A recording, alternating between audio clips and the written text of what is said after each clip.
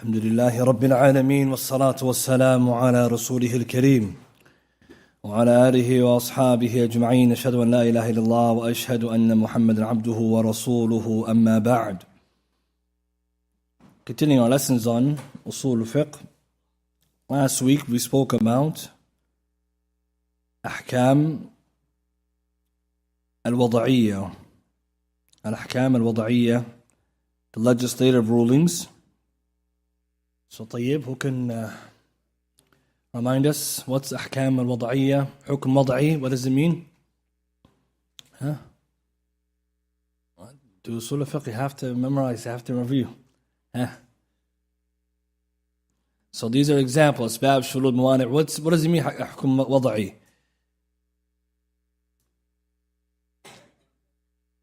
So it's a ruling to let us know if the action we did is sahih or fasid, valid or invalid. Okay?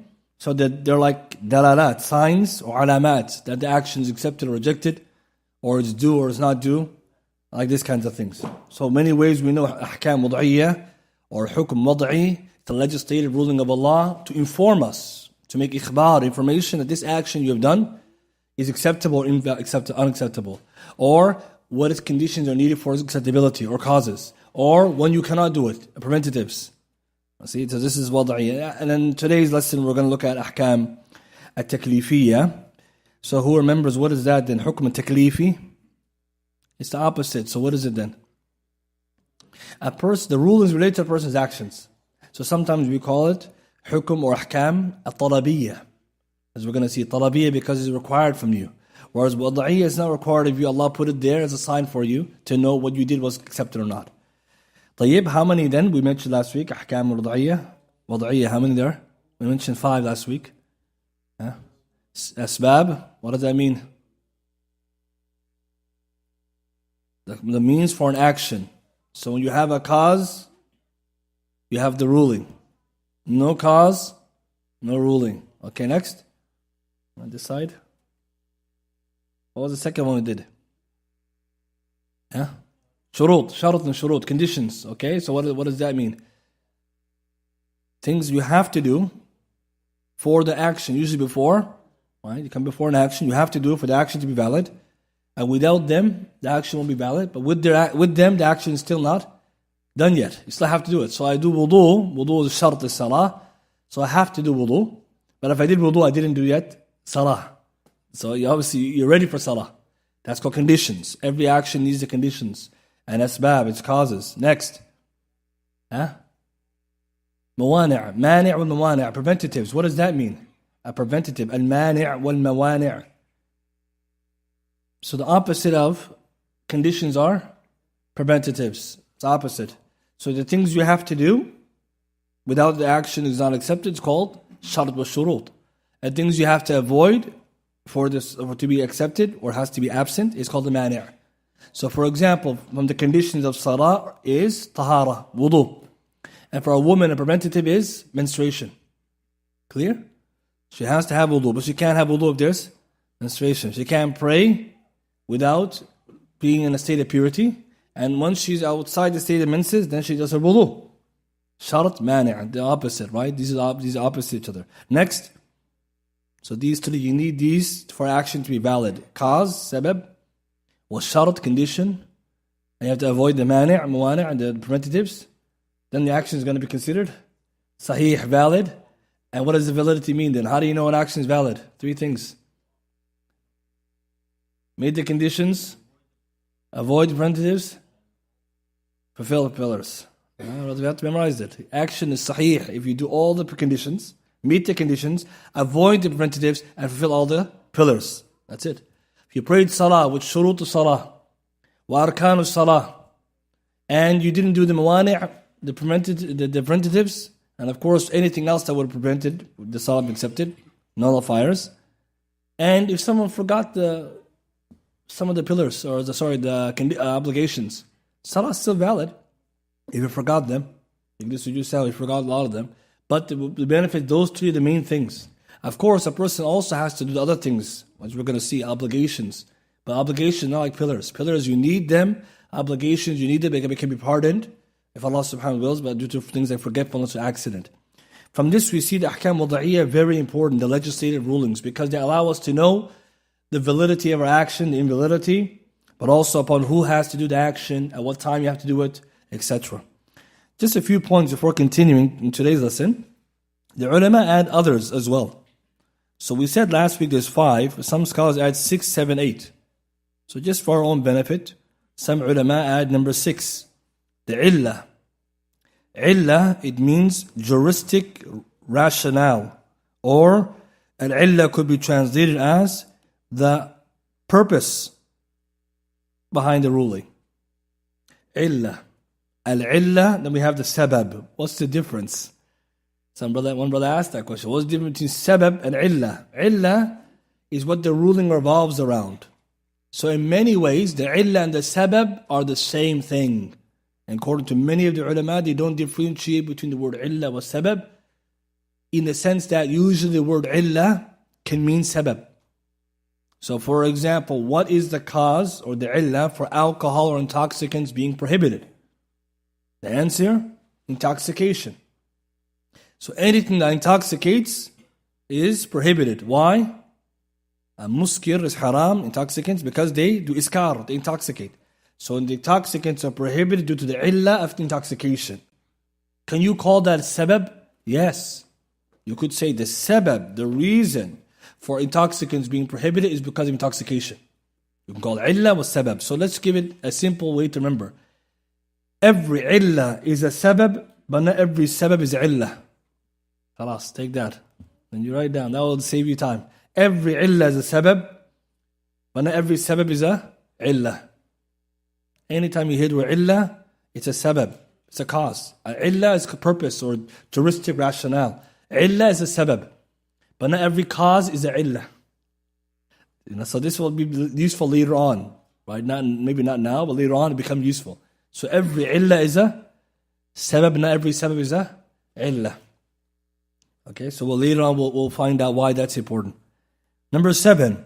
Scholars, they also add to the list of the ahkam al-wada'iyya, the legislative rulings, 2 words. Number 1, al-azima, and number 2, al-rukhsa. Al-azima, it literally means determination, something determined, something fixed. Azm and azima means resolve. But al-azima in Usul Fiqh just means a ruling in its original form. The ruling of Allah as is. It's not, doesn't have anything to do with excuses. It's called al-azima. So for example, when you prayed Isha 4 rak'ahs, what kind of hukum is that? Ruling, the ulama, they call it al-azima. That's the ruling of Allah. It's not related to an excuse or allowance or some kind of issue. Al-rukhsa means allowance. So it's a ruling of Allah when there is excuses. So now you can see every ruling we get is azima. It only becomes rukhsa when there's a udhr, a reason. Should I give you an example? When I go out to travel, how much rak'ahs do I pray dhuhr? My 4 becomes 2. 4 dhuhr is called azima. That's how you're supposed to pray it. But now you're a traveler, you get to do 2. What is that called? Rukhsa. Allah gave you allowance. So if the ruling is based on like excuse or allowances, it becomes a rukhsa. This is the more important. Rukhsa is always mentioned as the opposite of azima. They need to come together. So have you noticed when the ulama say, oh, someone so went for a travel, he has a rukhsa, he has allowance. When you're wondering, what does that mean? It means you could do 2 rak'ahs. Or they say, so traveled, he can break his fast. He has a rukhsa. What does that mean? Allowance. Otherwise, what was the original ruling? He had to pray 4, or he had to fast Ramadan. So rukhsa means allowances of Allah. Azima means initial ruling of Allah without excuses. The only reason why this is useful is when the ulama are talking about whether or not you can take the rukhsa of Allah, the rukhas, they always try to find out, are there actions where there's allowances, and what are those allowances and rules? So just to give you an example that came up last week, we said if you go for a travel, you can shorten your prayer. So how do we talk about that in Usul Fiqh? We say as-safar huwa illatul qasr, or as-safar huwa sabab al-qasr. Safar, travel, is a sabab for shortening, or the safar, the travel, is the illah for shortening. This is the language. Now someone will say, okay, when I travel, I can shorten the prayer. طيب. What is that shortening called then? Rukhsa. You see? So someone asks you, what's the ruling on shortening the prayer when you travel? You're going to say traveling is the cause for shortening. Safar is the sabab for qasr. Okay. And when you go for a travel, now you can do 2 rak'ahs. That's called rukhsa. You have an excuse. You guys with me so far? This is the language the ulama are using. The only reason why they're doing this so they can understand when the ruling applies, when it doesn't. Right now we're just like ahkam wad'iyya, right? If I went for a travel, the first question is going to someone say, are you on a travel? Yes. So now you can shorten. But some ulama say, wait. Because it's an allowance, you have to make sure you have meets the conditions of the allowance. What's your travel for? You see, that's where the conversation comes. When the ulama, they said you can't do, for example, some of them said you can't do qasr for safar ma'siyah. You go into Las Vegas, no qasr for you. Why they said that? I don't understand. What's the connection? They said because you're doing a rukhsa, you're taking allowance. Allowances of Allah are only allowed when they're permissible. The travel has to be permissible, otherwise you don't get to have Allah's allowance. Now it makes sense. Okay, that's why they're talking about what kind of travel you're going to. Because it's a rukhsa, it's not azima. You're not supposed to pray 2, it's supposed to be 4. So if you're going for halal travel, they said, okay, you get to do 2. Haram one, no, you don't get it, you do 4. And the reason why is because rukhsa, they're talking about rukhas. Everyone's with me so far? This is why now you can start seeing the reasoning behind these rulings. So when some of the ulama, they say, for somebody went out for hunting, or somebody went out for, a picnic, can he shorten the prayer? The ulama are going to say, that's a safar mubah, so yes, you can. That's jumhur ulama. But some ulama, they don't do that. As I mentioned, Shaykh Islam ibn Taymiyyah, Ibn al-Qayyim, they said no. Al-illa for the safar, or the qasr, the cause for shortening prayer is safar, whatever safar you did. Ma'siyah, wal ta'a, wal mubah, doesn't matter. And that's a stronger opinion. Why? Because if you're going to go for a travel, if you traveled, you get to shorten. Right? It's not going to help you if you're doing sin, right, by shortening the prayer. Right? But they're still allowed to. So the reason why the conversation comes, last week we were talking about the sabab, but we never talked about rukhsa. Now you can say, oh, no wonder that some ulama didn't allow everyone to travel or every travel to be shortening. The only allowed one in which the rukhsa, the allowance, can be met, which is when it's permissible. Because you're saying you're getting allowances, you can't have allowance if you're doing haram. But what's more correct? If travel is the sabab or the illah, the causation for shortening, anytime you go for safar accounts. Clear? This is a stronger view, more consistent with usul and more consistent with a person. And Shaykh Islam Taymiyyah, others, they use the generality of the evidences to show that there's no differentiation between ma'asiyah, disobedience or not. Making sense a little bit? So the only reason why we need to rukhsa or rukhas is when do these allowances Allah gave us for shortening the prayer, breaking the fast, when do they apply, when they don't? So how come they're part of ahkam wad'iyyah? Because they're letting you know when can you shorten, when can you not. When can you break your fast, when can you not. See, it's not telling you should I fast or not. Allah says, "Man shahida minkum ash-shahra falyasum." You have to fast Ramadan, but He's telling you if you're traveling, you're off the hook. That's the point why we need to know these things. The last one on the side of wad'iyyah is the terminology of on time or off time. Al-qada wal-ada. It's going to come later next week. But when it comes to ibadat, when you pray on time, the ulama, they call it al-ada. Al-ada means performance on time. You did it on time. Al-ada, I did it on time. And if I missed the time, it's called qada. I'm sure most of us have heard that. I have to do qada. And they're praying, what does that mean? He's breaking up a fast, breaking up a salah, breaking up sunnah. Qada. Qada means I missed the time for either a real reason or not good reason. So we all know al-qada. Now we have to know first rule, al-ada. So right now we pray Isha. What was this? We prayed Isha bil-ada. Yani we prayed on time. So it's called al-ada. We did it on time. Now imagine somebody, he was going to pray Isha, they fell asleep, became Fajr. What is he doing? Isha qada. He's making it up. Because he missed it because he fell asleep. Qada means make up. Al-ada means on time. Then the last word, al-i'ada. Al-i'ada means repeat. Al-i'ada, to repeat. Okay, so I'm praying Isha right now. I broke my wudu. I have to go to wudu room, make wudu and come back. What am I doing now? I'm doing my Isha. Again, al-i'ada, repeating. Or I prayed the whole Isha, then I found out I don't have wudu. I did ada, so I'm praying on time, but because I missed the condition, I have to do repeat. So al-i'ada, there you go. You can repeat illa bidalil. The problem some people do, he did one salah, another salah. No, you can't pray one salah twice in a day. Hayd bi Umar, you can't. Unless you nullified it. So if you broke the salah legitimately, or nullified it on time, then you repeat it. But if you missed the whole time, then it's called qada. Why is this terminology useful? It's only useful to know when we want to determine what a person is doing, if he woke up late, or if we missed this, and we'll see later, the qada and ada has value. But the rule is you have to do the ibadat on their time, whatever time Allah gave us, either spacious or limited. We'll see next week how many times are there. So remember that term. If you prayed on time or did action in its time, due time, al-ada. If you missed its time, whether legislatively or otherwise, it's called al-qada.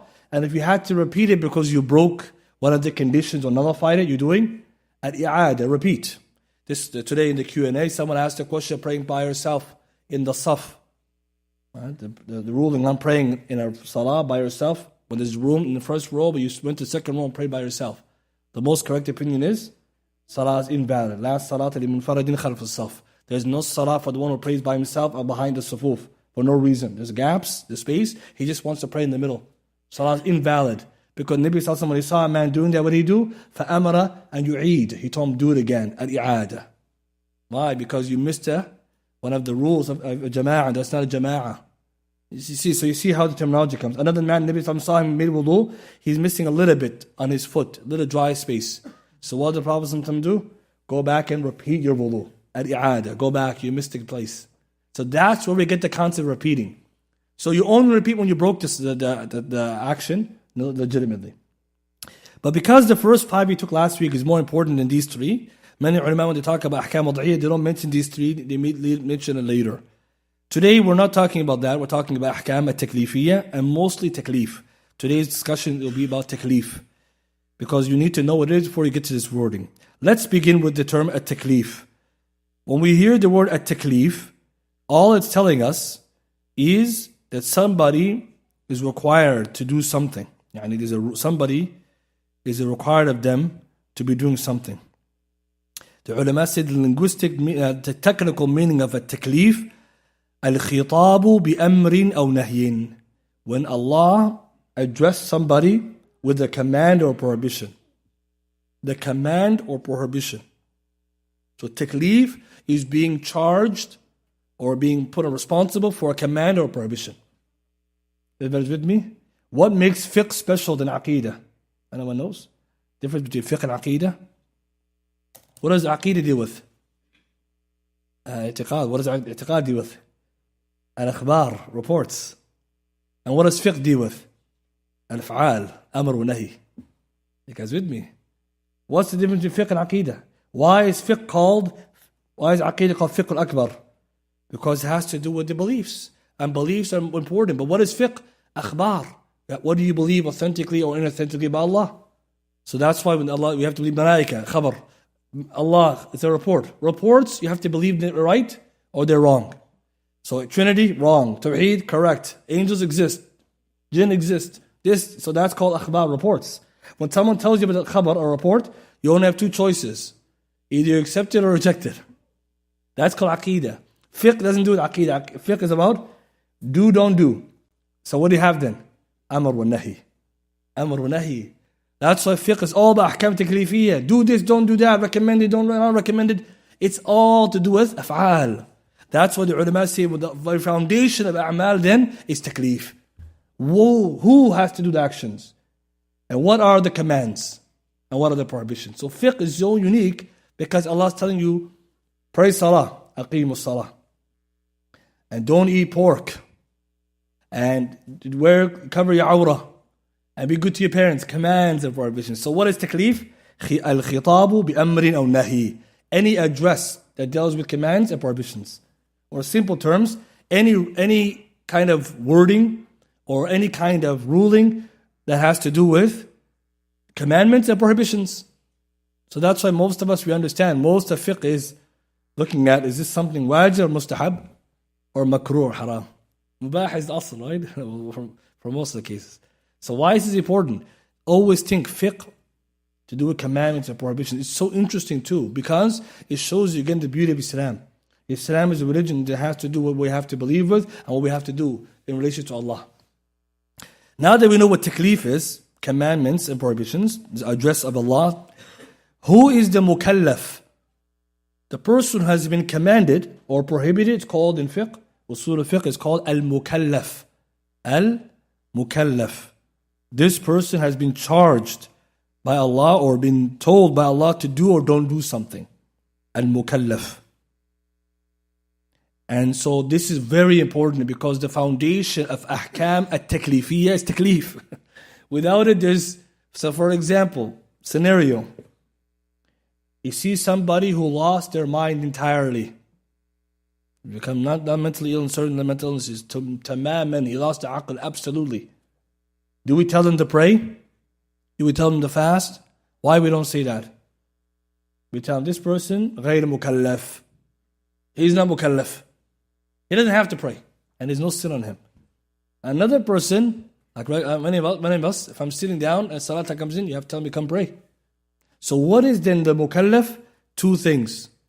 Al-aqilu al-baligh. Anybody who's sane, al-aqil, al-baligh, reach the age of puberty. These two. So very simple to remember. Al-mukallaf, the person who's legally responsible in Islam, aqilul baligh or balighul aqil. You have al-aql, you're sane, wal-balagh, bulugh, you reach the age of puberty. Al-baligh, al-aqil or aqil al-baligh.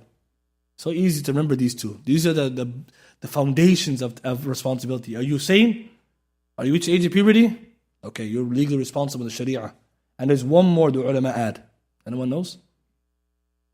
Yeah? Yeah, we're going to come to those are underneath these. There's one more condition is important. We all made Islam. We're all Muslims. Islam, Muslim. Al-Muslimu al-aqil baligh. That's mukallaf. So if you're a Muslim, check mark. Aqil, check mark, baligh, you got to pray. You miss one of these three, no salah for you. You guys with me? No, see, someone missing these three, no salah. But there's levels, we're going to get there. So you have to understand why this foundation. We're talking about ahkam taklifiyya. Allah wants you to do or don't do. Who's Allah talking to? The Muslim, al-aqid, al-baghid, Muslim, who has sanity, who's aging puberty. You're in the conversation. You're missing these. You have a preventative. You have to either come into Islam or gain your sanity or reach the age of puberty. Everybody's with you so far. It's very simple but very important. And we'll look at a scenario in a second. Therefore, what Allah wants from this person is either to do something or avoid something. Amr, commandments means do it. Prohibitions means avoid it. Hence, fiqh can be broken into two overarching types. Al-af'al wa turuk. The do's and the don'ts. Af'al is what do you do? What turuk, what you're not allowed to do. An example, Allah wants us to pray. Af'al. Allah says don't commit zina. At-turuk. Allah says eat halal. Al-fi'l. Allah says avoid najasa. At-turuk. Avoid. Avoidments are ibadah, right? When you don't do haram, it's ibadah. We always forget. It's ibadah. You have to have niyyah. It's important. When some of us, I want to do something haram, but put a niyyah there. As we'll say, you get hasanat. طيب, so fiqh really is about these issues. Hence, majority of fiqh, al-usul of fiqh, deals with ahkam taklifiyya. Why? Because it's all about do this, don't do this. This is recommend, not recommend. It's all af'al wa nawahi. طيب, principle. Here's the principle. The intent of Allah subhanahu wa ta'ala by way of the commandments and the prohibitions is to bring about benefit and to deflect harm. All commandments in the Sharia, all prohibitions in Sharia are only there to bring about benefits and to deflect harm. Anytime Allah tells you to do something, there's a maslaha wal manfa'a, and a benefit. And anytime Allah says stay away from it, there's a harm in there, mafsada. Allah wants to avoid it. And any type of difficulty that might be coming from the Sharia is not intended by the legislator. A third one's important. Any difficulty you may find in doing what you're supposed to do or avoiding what you're not supposed to do, if there's difficulty in there, it's not intended by itself. It comes with it, but it's not intended. It means Allah doesn't want difficulty on us, but it's part of responsibility. مَا جَعَلَ اللَّهُ Right? Allah didn't put in our religion, alaykum fi deen haraj, no haraj. Inna had din yusr. Allah doesn't want difficulty. But some actions are difficult. So some people, when they heard this, they said, if Allah wants benefit, why make us pray Fajr? It's hard. That has a maslahah, a manfa'ah that needs to be achieved by way of it. I'm going to get something more from there. So let's remember these principles. Any commandments or prohibitions in Sharia is for what? Overarching benefit and to prevent harm. Right? تحصيل المصلحة والمنفعة ودفع المفسدة.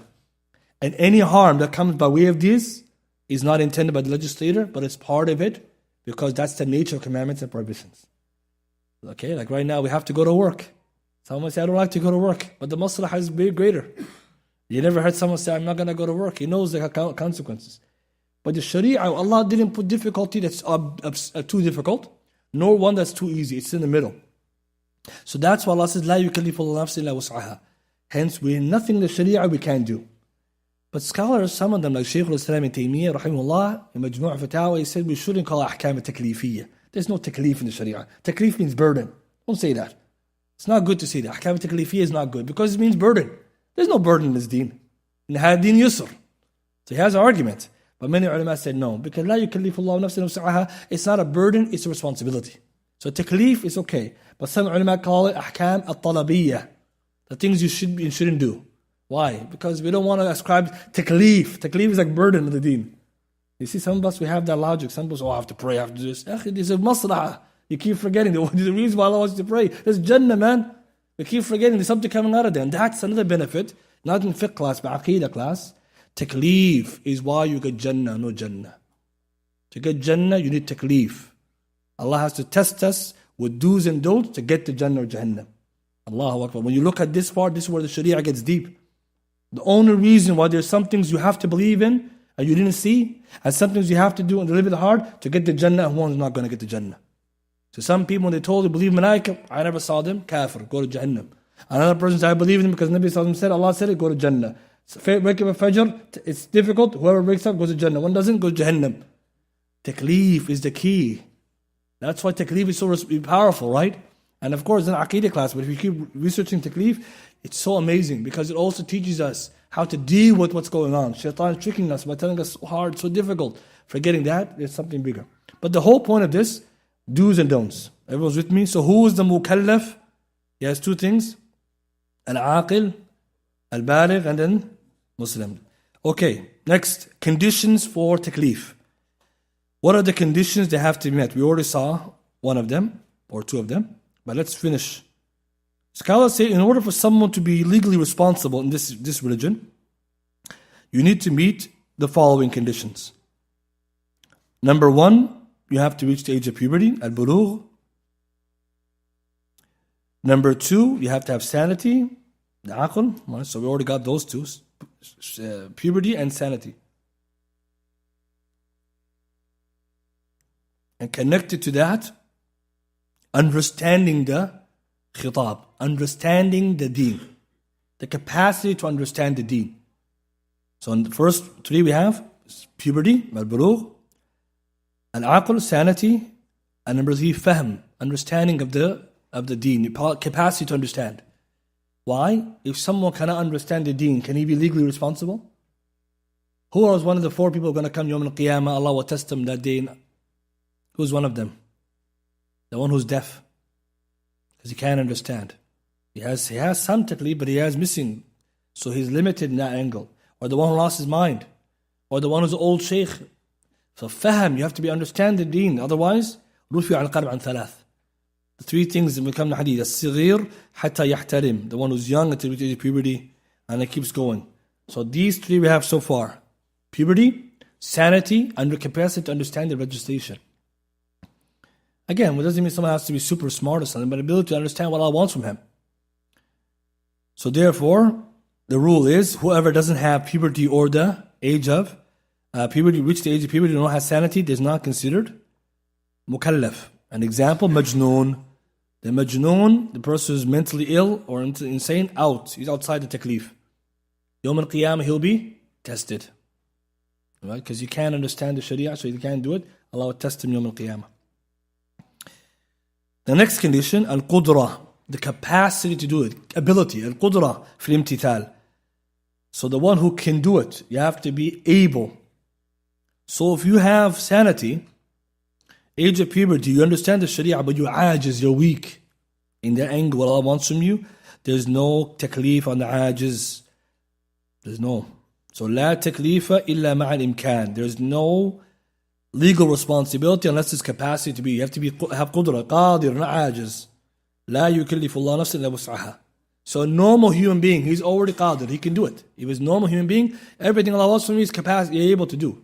But sometimes something may happen. Fasting in Ramadan, an old man is aqil, baligh, but what's the problem? Ajiz, he's so old, he can't fast. He fasts, he's going to faint. He has to do fidya. You see that? That's not the fast. But you're going to say, akhi, he's mukallaf, aqil, baqil, Muslim, and ajiz, not qadir. Keep going. He needs, that's what the condition of fasting is, ability. Everybody's with me? But the Sharia never put the boundaries or the capacity for somebody too high. It's very easy. So the nature of Allah's deen is easy because Allah is al-Muhsin. He loves us. He wants good for us. So He doesn't make the deen very hard. 5 salah a day. Once a year fast. Once a year pays zakat. Once in a lifetime make hajj. Look at this. Tawheed every minute. This is hard. People making it so hard. What's the difficulty? But the problem is, sometimes shaitan gets us. So this is important. Keep going. Next one. Al-ikhtiyar. The next condition, you have to have ikhtiyar, voluntary or willingness or ability to choose. So maybe ikhtiyar is like you have voluntary will. Voluntary will. As opposed to someone who's mukrahan, he's been forced. So we know even in this law, if somebody holds a gun to your head, whatever happens after that, it's not going to hold up in the court of law. Right? Because you're going against your will. The Sharia, if you do something, you have to be ikhtiyar. And why is this important? If someone forces you to do it, it doesn't count. And if you want to willingly do something, you have to intend it. Niyyah. Later on that comes, إِنَّمَا الْأَعْمَالُ بِالنِّيَّاتِ ikhtiyar. If I did a sunnah by accident, is it a sunnah? It is a sunnah, but I don't get a hasanat. I accidentally did a sunnah. You didn't know it's sunnah. Yeah, you did it maybe because you felt like it, but you want a sunnah reward? Bin-niyya wal-ikhtiyar. So ikhtiyar is important. Again, all of us, we meet these conditions. Voluntary willingness. And this is justice of Islam. Imagine someone today was forced. And that's why it doesn't make sense to force people to become Muslim. Where's ikhtiyar? Some of us have got to force people. No, you can't. So the person who did something by accident, Allah forgives them. طيب. And when it comes to the person being compelled, scholars, they have categorizations for it. So, inshallah, due to the time, we'll move away from that because there's conditions for when somebody is considered under duress or forced or not. There's conditions, but right now we're just going to move on. The next one is al-ilm bit-taklif. You have to have knowledge. You have to know and have the awareness that you're legally responsible. So, somebody was ignorant. He never knew that he had to pay zakat. Today he learned. Is he excused? He's excused for his ignorance. But now going forward, you have to make sure you're paying your zakat. And you're going to pay back what you missed. Right? So but before we're going, the knowledge of something is important. Even in this country, it's assumed people have awareness or basic knowledge of the law. Some laws you might not have known. Some laws that come with the territory. So a Muslim should always be someone seeking knowledge. Why? So I can make sure I don't have ignorance. Especially something they should know. But the rule in Islam is, it's possible for someone to be ignorant of even big things, let alone small things. It's possible, right? So that's why we accept ignorance as a preventative. We accept it. We say someone has knowledge, you have to have knowledge. And that's why Allah subhanahu wa ta'ala has justice. He does not punish a kafir until the message reaches them. Either someone gave them da'wah, or the Islam was spread in this area, or وَمَا كُنَّا مُعَذِّبِينَ حَتَّى نَبْعَثَ رَسُولًا. That's justice. So how many we have so far? All right, so we mentioned we're going to repeat them. Number 1, bulugh, age of puberty. Number 2, al-aql, sanity. Number 3, al-fahm, understanding of the khitab, of the message, the basic understanding at least. And then we said, number 4, you have to have qudra, capacity to do the command or to avoid it. Hence, if I can't do what Allah wants to me, or I can't avoid it.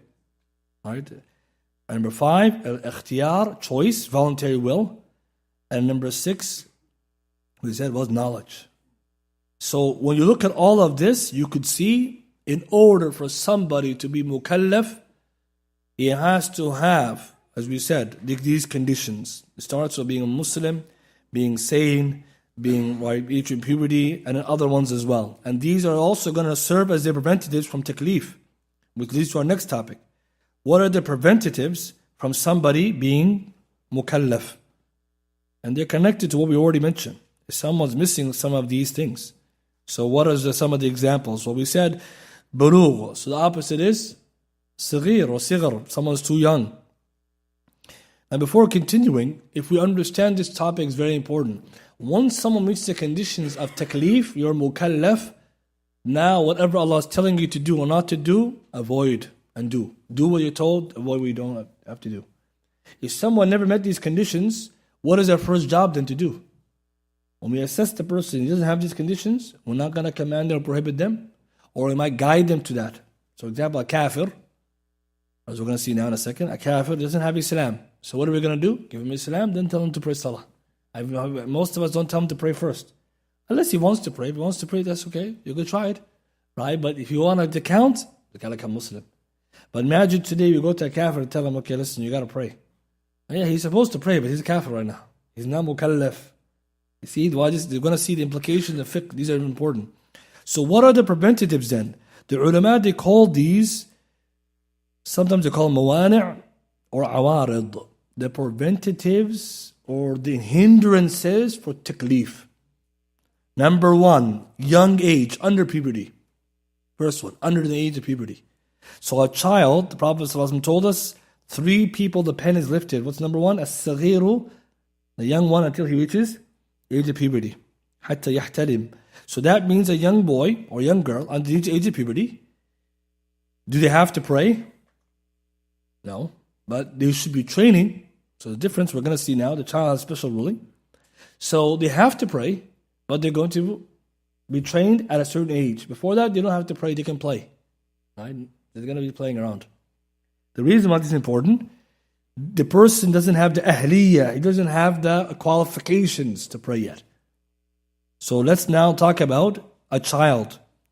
One of the interesting discussions of fiqh, usul of fiqh and taklif and ahkam, is the child and the rulings that they do when it comes to acts of worship and the rulings they do when it comes to mutual business dealings or transactions.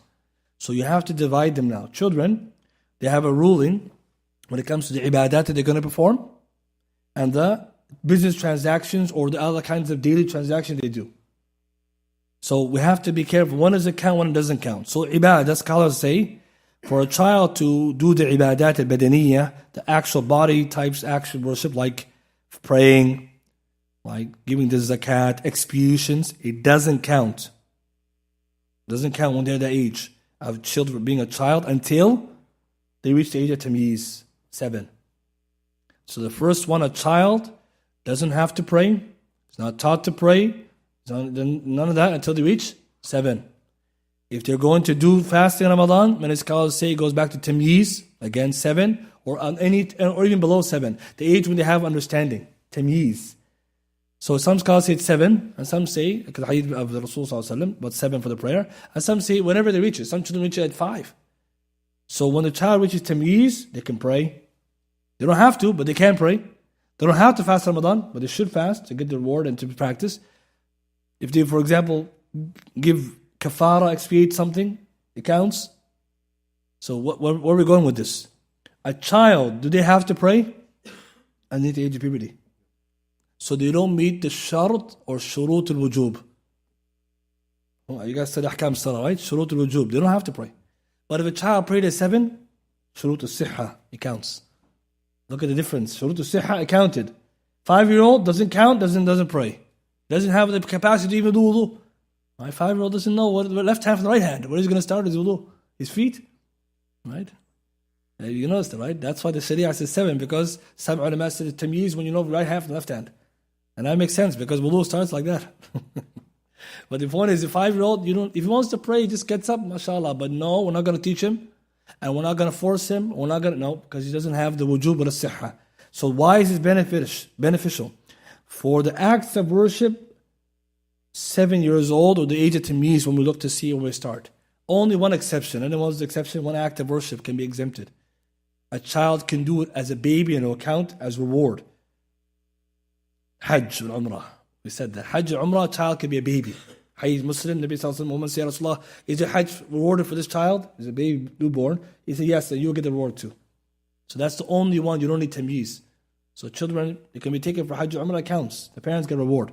Why is this important for us to know? If a child doesn't pray or prays at underneath the age of puberty, no sins.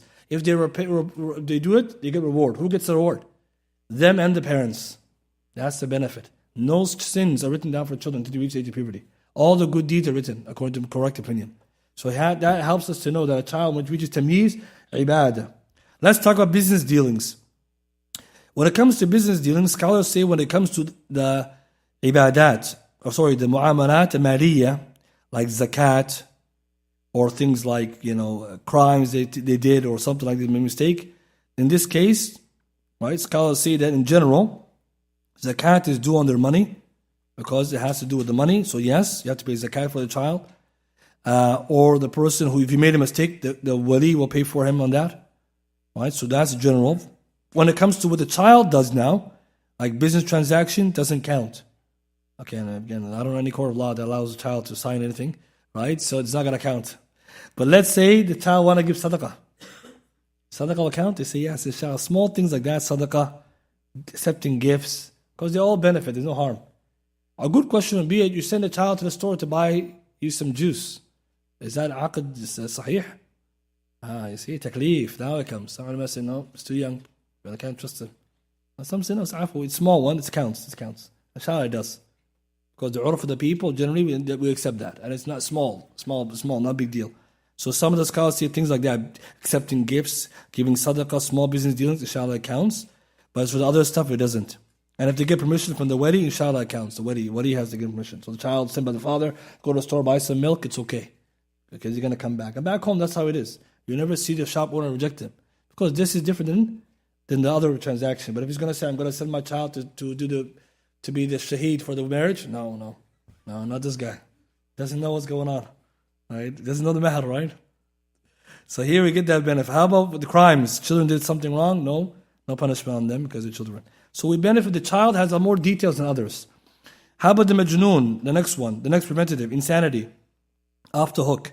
So he doesn't have to pray, doesn't have to fast, doesn't have to do these things. And how about business transactions? And it's not wajib on them. It's a wajib on the person who's responsible for them. If they have zakat, then the wali will pay for them if there is someone who's responsible, a ward over them. Right? And some of them, they say that generally he doesn't have to do it himself because he doesn't have the ability to it. Right? Because usually the person who has this capacity, someone's going to be a ward, a guardian for them. So that's clear. In terms of other transactions, it doesn't count. As for criminal cases, it wouldn't be held accountable for them. Next one, forgetfulness and nisyan wal khata. Forgetfulness and mistake. So this is considered a type of missing of the aql. So have you noticed everything here goes back to those two? Everything we're talking about here goes back to al-aql and bulugh. So that's the way to remember this. Every one of these has something to do with someone's intellect or someone's puberty, age of puberty, reaching that. So if a person is forgot or they made a mistake, why are they off the hook? Because at that moment they slipped their mind and their heart about the rulings. So his aql wasn't there at that moment. So therefore, he's not mukallaf at that moment. So an example, somebody forgot his salah. At that moment, is he sinful? No. And the scholars then discuss at that moment, when he forgot, he's off the hook because he forgot. But what does he do? He prays when he remembers. That's what the hadith says. So the reason why he's praying again, anyone can explain? I missed salah, dhuhr, I remembered asr. Why I have to pray dhuhr again? Okay, I'm going to do qada, but why do I have to do it? Because I have taklif, I'm mukallaf, I'm aql baghil, but the moment I forgot, I had some slip of the aql. My aql came back, I remembered. That moment I came back to full functioning. Therefore the salah is owing on me. You see, that's why you do qada, because you're aql baghil, you can't just say I'm off the hook. So Allah forgives you from the sin, but not the missing the salah there. That's the benefit we take from knowing that. Another example now, somebody's praying, or someone did something, accidentally broke somebody's car. Hukum taklifi, we're going to say la ya'tham. He's not sinful because he did by accident. But what are you going to do? You have to pay him back or fix his car. Why? Because you damaged the car. So Allah subhanahu wa ta'ala, right, He makes easy for us these times. So that's how we know that forgetfulness and mistakes, right? Allah doesn't take us account. فِيمَا أَخْطَأْتُمْ بِهِ وَلَكِنْ مَا تَعَمَّدَتْ قُلُوبُكُمْ Surah Al-Ahzab. Allah doesn't hold you account for that which you do mistakenly, that which you hold, but rather what you do with your heart, with certainty. Clear? The next one, ignorance. Al-Jahl. So scholars, they say the person is ignorant, it is a preventative. Because the person, even though he had the intellect, and he had the age of puberty, he didn't know about the rulings. So in reality, he was someone who didn't know any better. So he says he's like one who didn't know. It's like the one who couldn't do. So in many ways, he's missing his qudra in one angle, but also we say the ilm is a condition prior to anything. You have to know, you have to do something. So they exempt it. But when the knowledge comes to the person, whether he's a new Muslim, or recently started practicing, or he was somebody who was generally ignorant about a ruling, now he is mukallaf and that particular ruling. He was still having taklif, but in that angle, he has now learned something. He has to now do that thing. Scholars then they divide the ignorance into two types: that which is known by the deen by necessity, and that which is hidden because the details, it's very minute details. The general rule is, Wallahu a'lam, all of this can be excused by ignorance if someone was truly ignorant. And the scholars, some of them they differ. They say the one who lives in a Muslim country, where scholars and Islam is often talked about, there's no excuse for him not knowing the basics of the deen. Like if he didn't know zina is haram. You live amongst the Muslims, you go to Jum'ah khutbah, you're living, how could you not know that?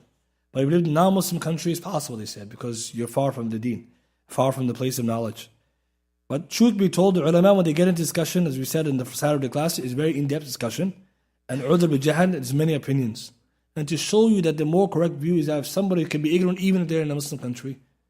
The man who prayed poorly, Nabi sallallahu alayhi wa sallam taught how to pray. Who was alive at that time? Rasulullah, Abu Bakr, Umar, Uthman, Ali, and he didn't know how to pray properly. So that it doesn't make sense. He's in the Mujtama' Nabawi. He's a prophetic society. He didn't know. That shows you, even then, because he never crossed his mind, he's praying badly. That's a better way of looking at it. Somebody his whole life generally never crossed his mind, I'm doing haram. He's actually ma'adhur, yeah. He can be ma'adhur, yeah. So imagine somebody's life, he never knew riba is haram. He's not like the one who thought about it and he said, I forgot about it. No, some people say, I don't know anything. Brother, you don't know anything? You didn't sign that contract? He don't tell you? Some people, they can say that. Allah will hold accountable. That's why only Allah knows who's really excused. Because some people say, I never knew. So if the ulama, some of them say, if it crossed your heart or mind, you're not ma'adhur. فَاسْأَلُوا أَهْلَ الذِّكْرِ إِن كُنتُمْ لَا تَعْلَمُونَ. So for example, one day something confusing, get to the masjid, ask somebody. For knowledge, you can't just sit there, I don't know. No, you have access to learn. But if it's somebody's whole life, and there's a lot of people like this. Another example, he mentioned Fatima bint Abi Hubaysh, radiallahu anha. When she was in a state of istihada, irregular bleeding, she didn't pray. How many years? She wasn't praying. Or her sister Hamna or Habiba, or her fellow sister in Islam, 7 years she didn't pray because she didn't know if she's on menses or not. 7 years. So Shaykh Hassan Taymiyyah's point is very clear. This point is very clear. Some people, they don't know. So the reason I'm saying that the udhr bi-jahl exists. But once someone gets the knowledge now, okay, now you, on that angle you're mukallaf now, right? Because you got that knowledge now. The next one. But one more point though, if somebody is ignorant, and this is ahkam taklifiyya, we get it. How about ahkam wada'iyya? What did we say last week?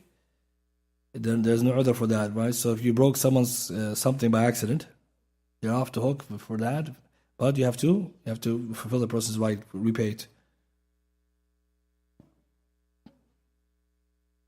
Again, there's more detail, but we get the gist of it. The next one, the kuffar.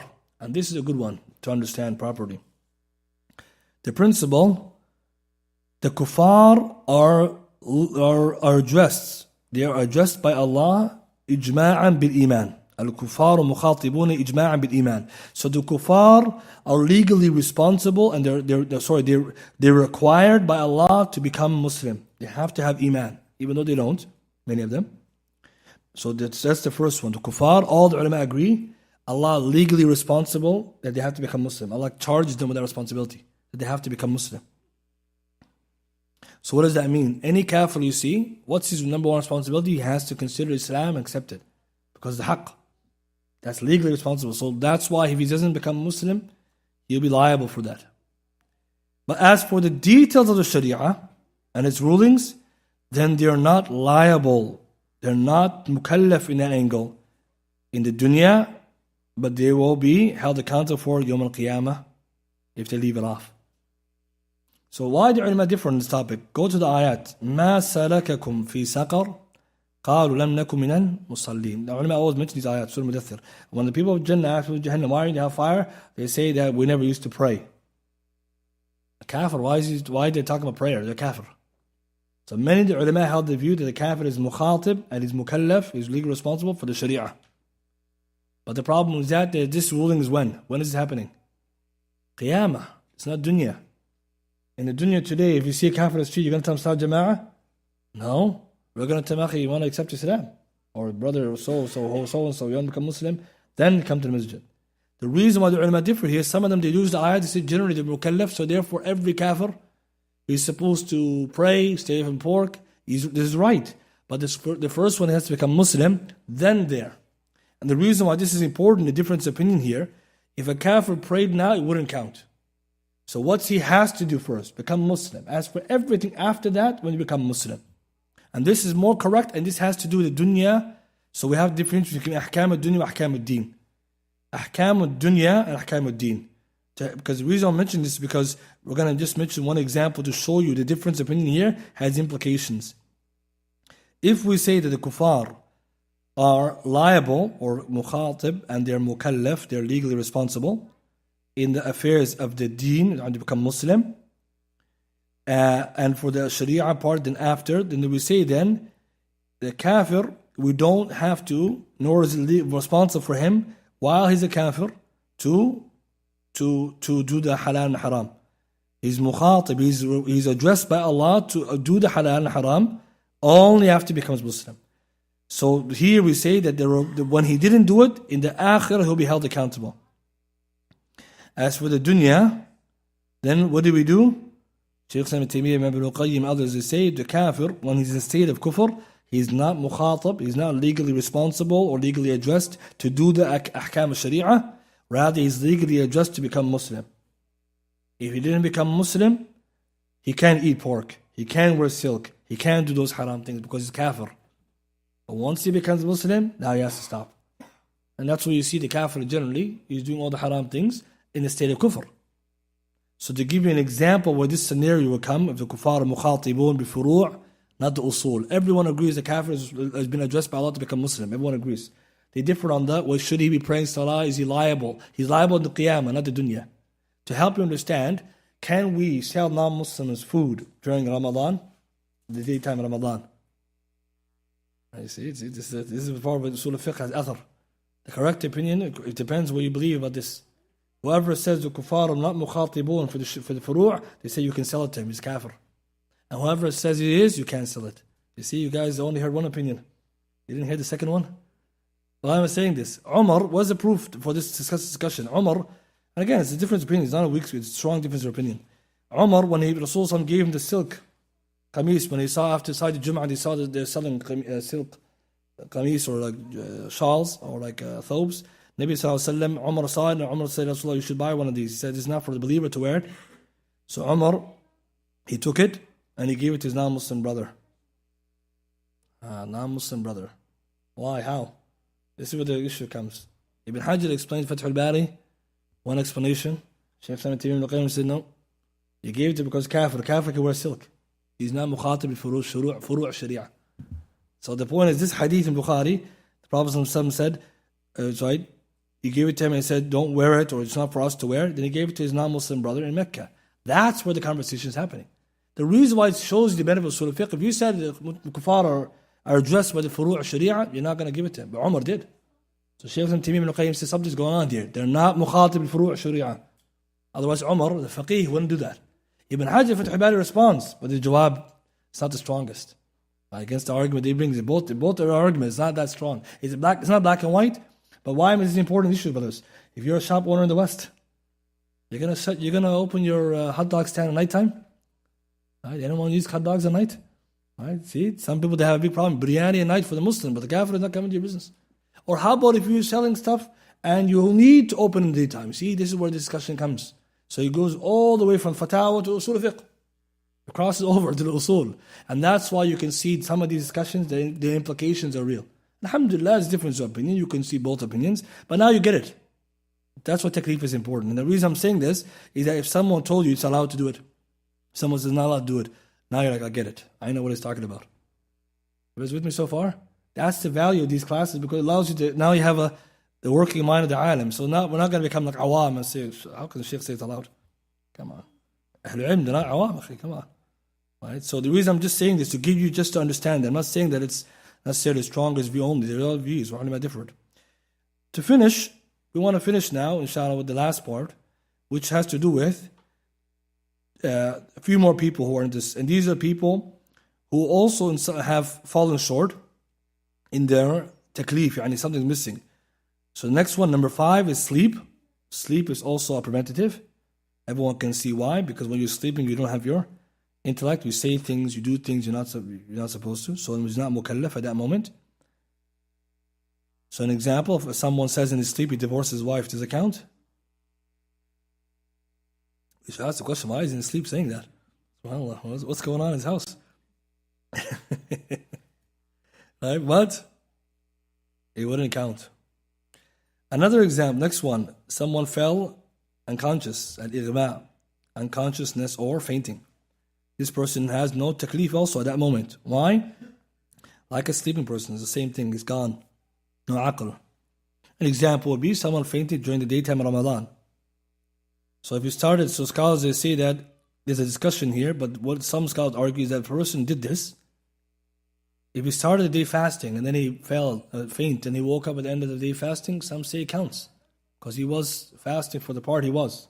But let's put that aside. Let's say somebody fainted for several days, and he woke up, it's like day 4, and he's in a coma more than fainting. What is he going to do? Make up 3 days or no?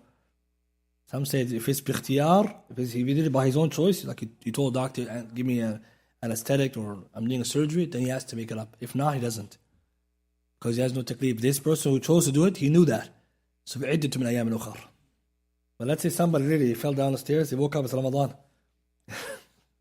He's like, so he missed many days, what is he going to do? Okay, keep going. You know, mukallaf all days.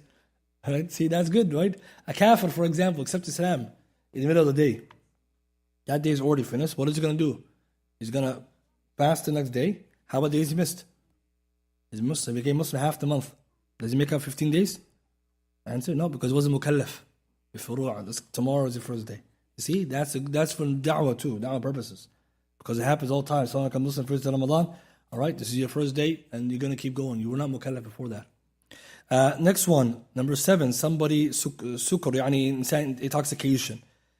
This one obviously is haram, but if someone did it, right, intoxicated willingly or using alcohol intoxicants, that this person, the scholars say, it is a preventative for taklif, but the principle, the dabit, أَلَّا يَعْلَمَ مَا يَقُولُ. He has no idea what he's saying. So the person who's considered intoxicated, he has no idea what he's saying. Intoxication means when you cloud your mind على وجه اللذة والضرب, in the form of ecstasy and pleasure, or happiness and pleasure. Intoxication is different than numbing. Some drugs bring you up, some bring you down. The one that brings you up makes you feel all happy and high. This is called sukr. Sukran is drunk. But the one that brings you down, it's not muskir necessarily. It's still haram, but this is called mufattir. They're going down. Right? Some people, they take some stuff, they're going up and down. Right? So we're going to tell them, it doesn't matter where you're going, it's haram what you did. Because some people are going to come and say, it doesn't make me high. Shaykh Hassan mentioned, the ulama agree, any coloring of the mind is haram. Doesn't matter, it brings you up, down. Doesn't matter. Very important, because today we have shubahat, brothers, in the realm. Some awam, some of our youth, they smoke and they do drugs, we say, it doesn't make me high. It doesn't make you know what you're saying. It's going to intoxicate, or it's going to, narcotics, bring you down. Haram. We have to explain this to them. Some of them, astaghfirullah, they're using these drugs, take it this way. So we have to explain to them, it's still haram. The only reason why I mentioned this, Allah said in the Quran, Ya ayyuhalladhina amanu, or you believe, La taqrabu salat wa antum سُكَارَى حَتَّى تَعْلَمُوا مَا تَقُولُونَ. Until you know what you say. That's the key. So you know someone's drunk when he doesn't know what he's saying and he doesn't know what he's doing. Some people, he's high, but he's not 100% high. He's still mukallaf at this stage. Although, it's bad enough that he got there. And of course, the ahkam that come with that, there's a lot of them, but we'll just summarize with this. And the last one, number 8, is a person, well, it's 8 and 9 because they go together. 8, a person, well, actually, we'll do this one first. 8 is a person who's been forced. We already covered that. So that person doesn't have taklif, and the scholars divide it into 2. Somebody who's been forced or compelled or under duress in a way that there's a serious, imminent threat that prevents them. And if somebody threatened them, or they've been under duress, and there's actually no way for them to prevent. So this person has, it's called ikrahun murji. Murji'u means literally, he has no way to prevent it. Like somebody either, it's literally like a tool in the hands of that person. The other one is one that's not, like that. So a person has a capacity to prevent it, but it's still is under threat. Someone threatening to kill you, but they're not necessarily going to kill you, or you're not sure of that. Or someone literally tied you up. Still under these are 2 types. And again, the rulings differ more of it, but we'll go over. We'll not go into it right now because of the nature of our discussion. But you get it. There's categories to the person who's under duress. Not everyone under duress is the same ruling. And the last one we're looking at in number 9 is ghadban. Someone's angry. Is anger a preventative for taklif? The answer is yes. If it is such a high level anger, the person has no idea what they're saying or doing. So someone got so angry, he has no idea what he said or what he did. This person is like someone sleeping. Right? Can someone imagine someone is that furious? And the reason why this can be useful is we'll see that some people, they get that angry. It's haram for them maybe to get angry because they know when they get angry, it gets to this level.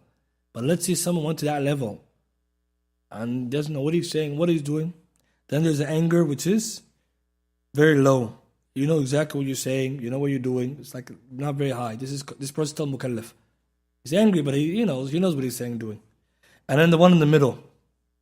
It's high anger, but it's not too high, it's kind of in the middle.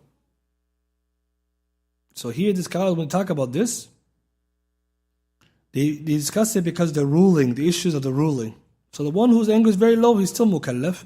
The one who's very high is like someone who fell asleep. He lost his intellect. And then the one in the middle, he didn't totally lose intellect, but it comes in between him and his intention. This one, the scholars, they say then, if the person who's like this angry, is angry, quite angry, he led him to do something or say something he didn't intend.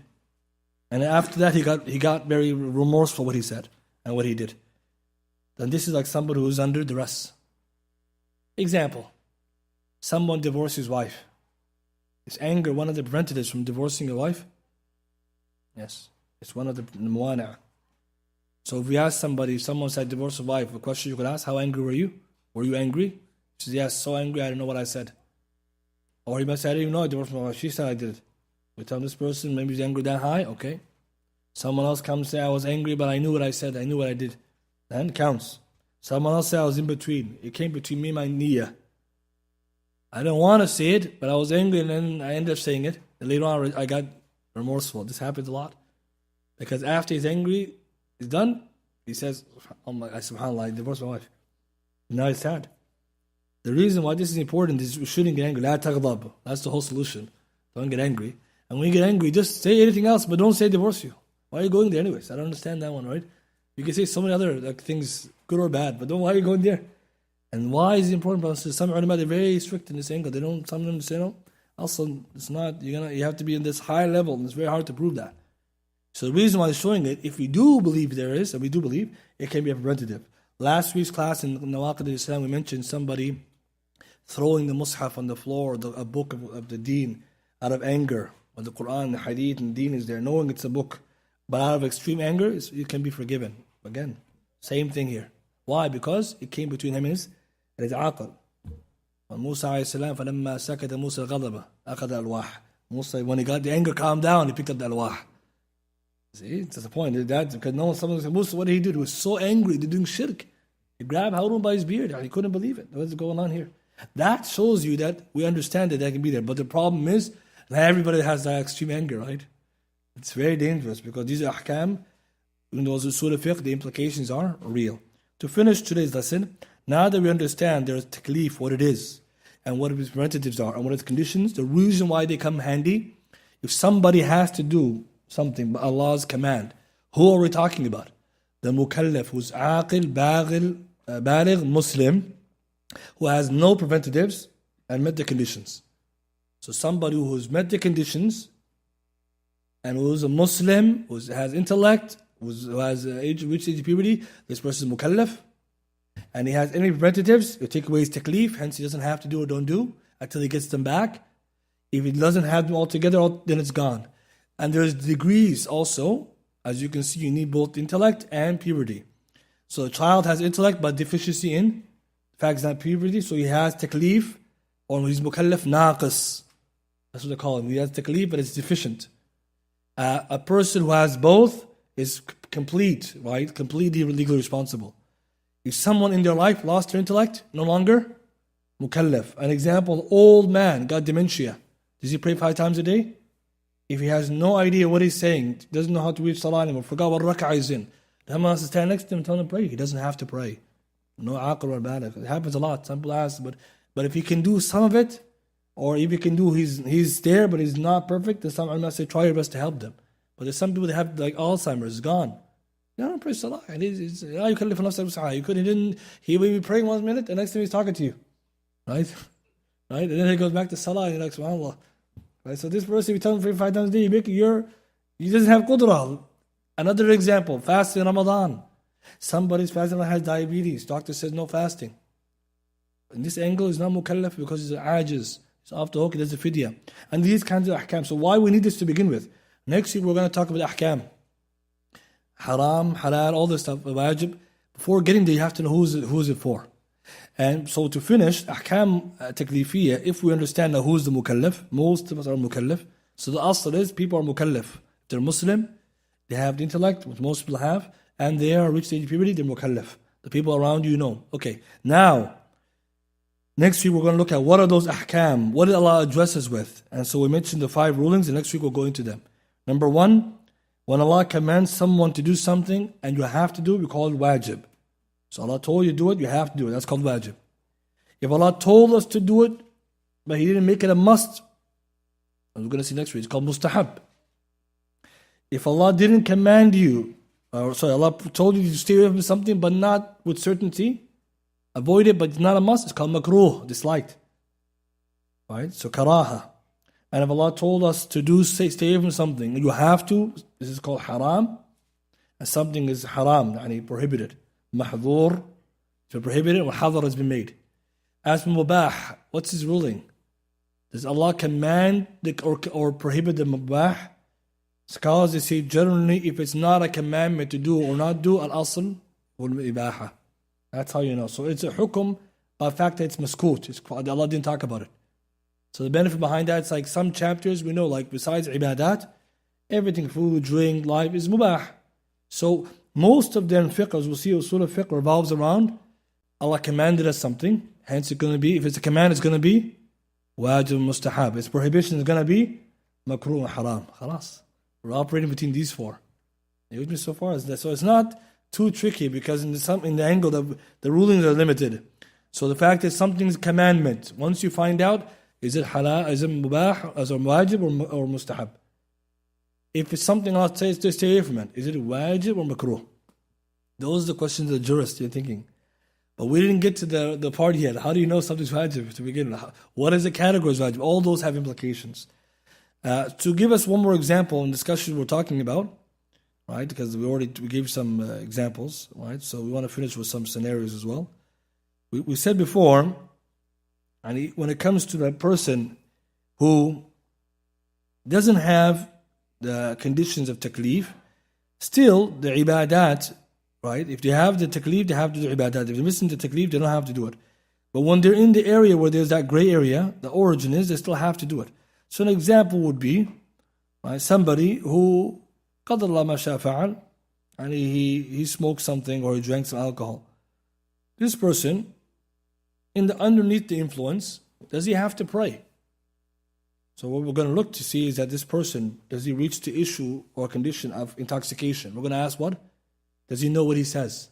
That's the dabit. Do you know what he's saying? If he says yes, he does, clearly he does, he has to pray, even though it's sinful.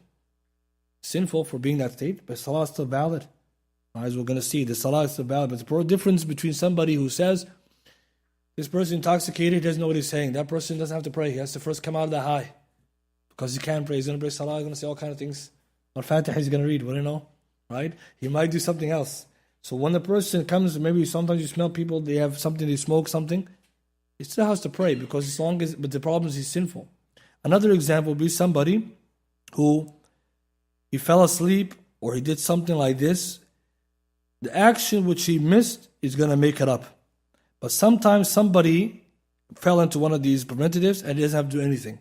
Let's give an example. We said the ibadat are two types, right? There are commandments and prohibitions, do's and don'ts. So let's say something you have to avoid. Bab turuk, stay away from it. So somebody missed the salah timing. When he woke up, it's salah time, exited. What is he going to do? He's going to make it up. Okay.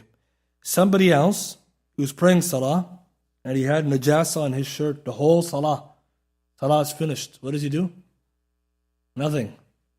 Doesn't do anything because he didn't realize till after salah is done. So someone now can explain. We've covered this before, a long time ago in fiqh. Why? Who can explain it now? Someone prays salah, the whole salah, he had najasa in his shirt, he had no idea. He's nasty. He's forgetful. At the salah finished, he found it. Salah counts? Yes. Why?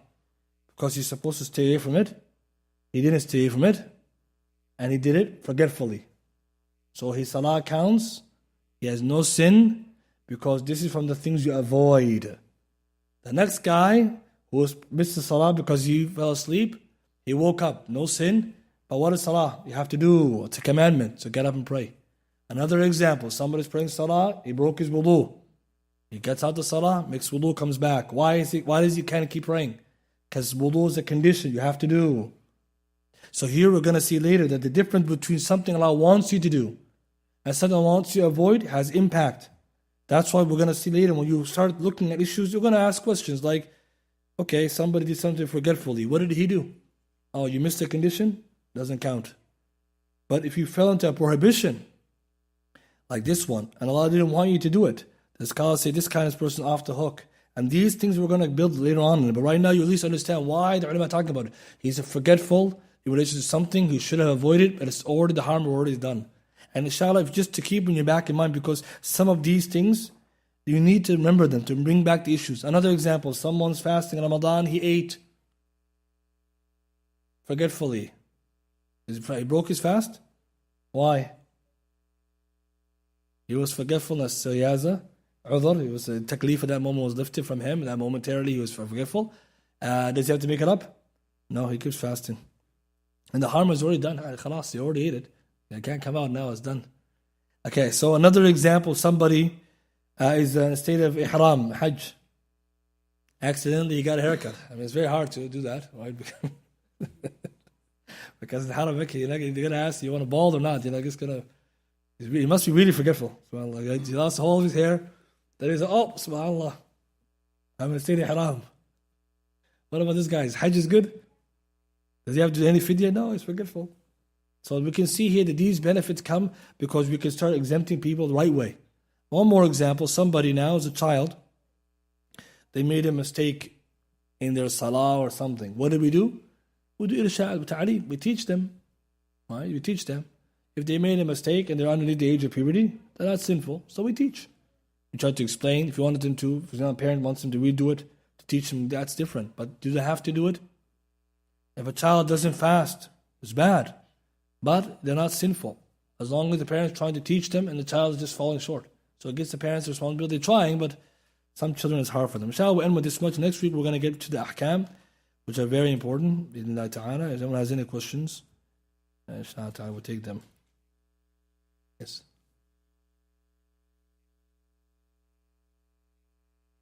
So the principle regarding taklif, which one?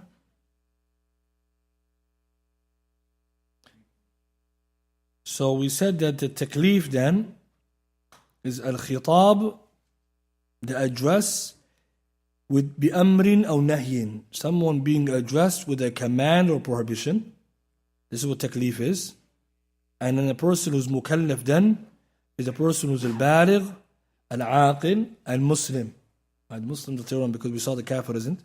And the benefit behind it, the qa'idah, مقصود الشارع, the intent of the legislator, من جميع الأوامر والنواهي, by all commandments or from all prohibitions, is تحصيل المصلحة, to bring about benefit, أو دفع المفسدة, or to deflect the harms, and any harm or difficulty, that's in it, is not intended by the legislator.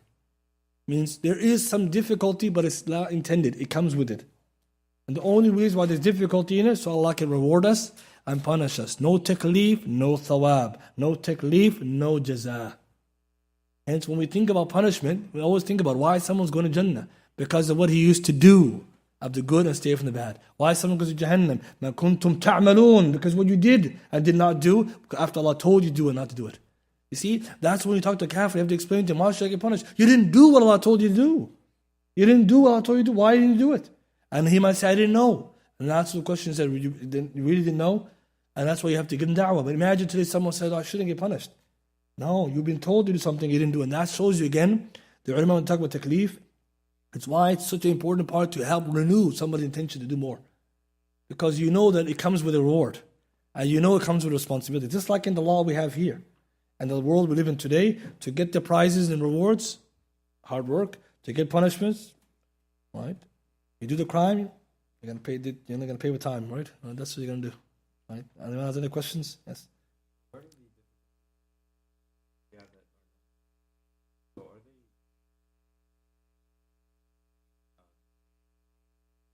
So that's the thing. The reason why there's some difficulty is a test. الاختبار. Ibn Aziz al-Hanafi rahimahullah explains this in Tahawiyya, Sharh Tahawiyya, mentioned that the difficulties, if there's no taklif or ibtila, like testing except in the dunya, and the testing is by way of taklif. So taklif and ikhtibar go together. You're tested by Allah's commandments and prohibitions. And in relation to how you did, you get rewarded and punished. So the idea behind it, for Jannah to be a valuable reward, you have to have struggled and you have to pass the test. What is the test? Number one, you're legally responsible. And number two, Allah's going to see how well you held up to it.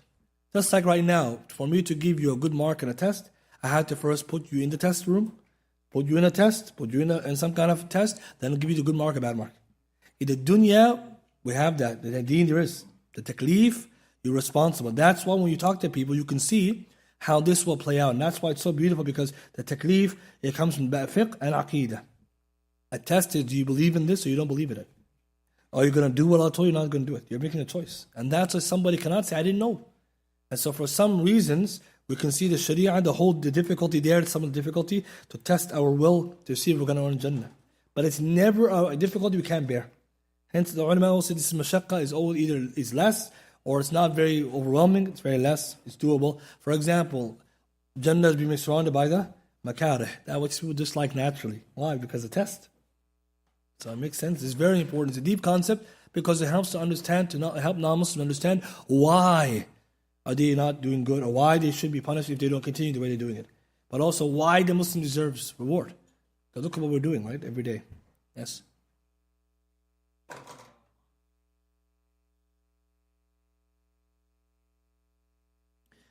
So how much do they need to know about Islam? They have to know the basics of the deen, right? So someone doesn't need to know very big details. They have to know, like Tawheed, Nabi Sallallahu Alaihi Wasallam, but they have to know the true message. Islam is sahih.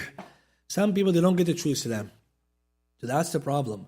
So we're not going to say someone's become a scholar, but someone has to know, like, with some basic reasons and proofs, whether aqli or naqli, that Islam is true, the Quran is the book of Allah, Nabi Sallallahu Alaihi Wasallam is the true prophet, and alhamdulillah, there's lots of resources. But there are people out there who have never been presented the true Islam. We have to accept this. There are some people who don't know. There are also some people who have received Fox News type of Islam. So that guy is not, if you reject it, we all going to reject it. That's not Islam. Fox News Islam is not Islam. So some people also, they're living in a place where access to people who actually can teach them is limited. But you're right. That's why the ulama say the person who's Ahl al-Fatra will be excused Yawm al-Qiyamah. Ibn Qayyim says that it depends on place and time, and only Allah knows truly who they are. So we're not going to deny that they exist. We believe that, but we're not going to say this guy is, that guy isn't. Allah knows. Right? So, but it also helps us in da'wah. Because we have to do our job by passing the message to people. That's why we need to be active as well. And ask questions. Yes. Can someone do qada if they don't legislative excuse? This is a different opinion amongst the scholars. Because some of the ulama said to do qada, to make up something, you need to have an excuse. There's a sabab as to why you didn't do it. Al-udhr, an excuse. So just like we have an excuse to not do something, then there's also the reasons for you to do it. So for example, the ulama say if someone didn't pray salah on its due time, so salah is a long time, you have an open window, someone didn't pray. First question we're going to ask, what was the reason?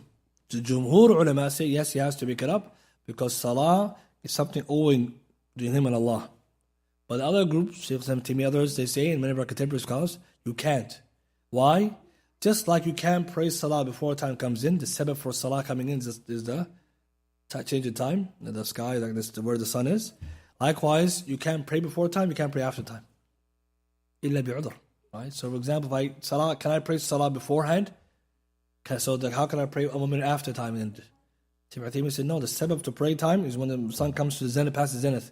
Now it's time for dhuhr. When the sun passed all the way to asr time, who gave you the right to pray asr dhuhr at that time? So really the stronger view is you can't. Because in order to do qada, you have to have proof that you could do it. The qada is not just something you're allowed to do. Now some of the ulama say you have to do it as a type of recompense for when you made a mistake. But what seems to be stronger is you repent and you don't do that again. So Shaykh something mentioned someone broke the fast for no reason. You can't just make it up whenever you want.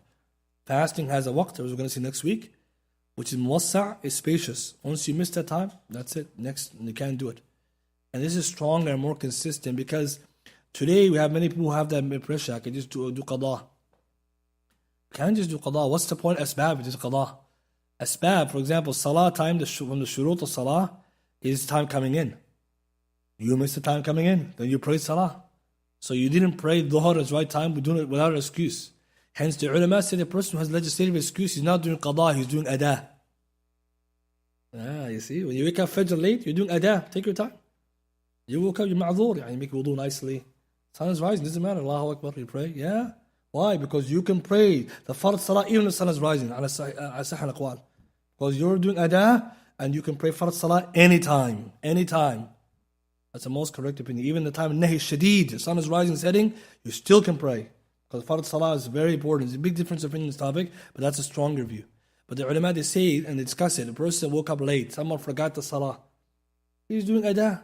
Nabi Sallallahu the Sahaba, they all woke up late for Fajr. What did they do? They made wudu, they did the 2 rak'ah sunnah. You see, what are they doing? They're doing adah, taking their time. Me as wake up, oh, you're going to hurry up. Hey, you fell asleep, right? But of course, if you did tafriq, somebody's mufarrat, he just fell asleep after the alarm clock went, and still, that's not good. But the point is, this is the difference between this topic. But the problem we have today, we need to teach the awam, you can't do qada whenever you want. We have to tell them that, you can't do that. Inshallah, we'll end with this much. Subhanallah, bihamdika, ashhadu an la ilaha illa anta, astaghfiruka wa atubu ilaik.